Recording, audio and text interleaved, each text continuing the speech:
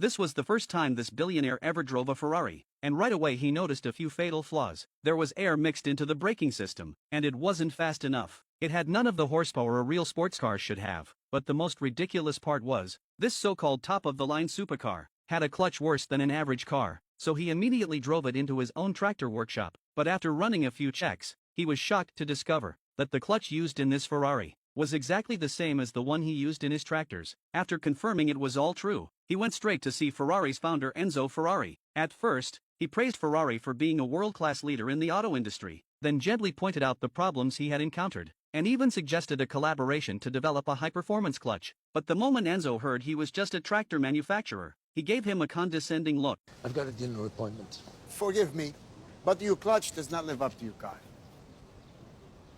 I come as a friend. I'm sure you know this. I'm not the first to point it out. I have a solution. If you consider a partnership, we'll make the best cars in the world.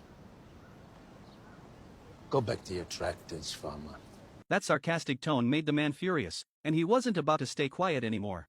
You're stealing from people. You're charging 10 times what it cost me to put a better clutch in my tractor. But Enzo didn't hold back either, saying the man was uneducated and had no idea what kind of technology a supercar needed. Then he just got in his car and drove off. What Enzo never imagined was, his behavior that day would give birth to one of Ferrari's strongest competitors ever, and even rewrite the history of the supercar world. The man's name was Gio. Before all this, he was just a nobody with no real accomplishments. In 1945, as the smoke of World War II slowly cleared, a new dawn arrived in Sicily, Italy. Gio returned home riding on a military truck with other veterans, but the first thing he did wasn't going home. It was going to see his girlfriend who had waited 3 years for him. When they reunited, they couldn't hold back their emotions anymore, and embraced each other tightly. Gio then took his girlfriend back to his hometown. His brothers rushed forward and hugged him with excitement. When his father saw his son standing before him safe and sound, he was so emotional, he pulled him into a tight hug. Being reunited with his family helped Gio recover from the trauma of war. But that long-awaited joy didn't last very long.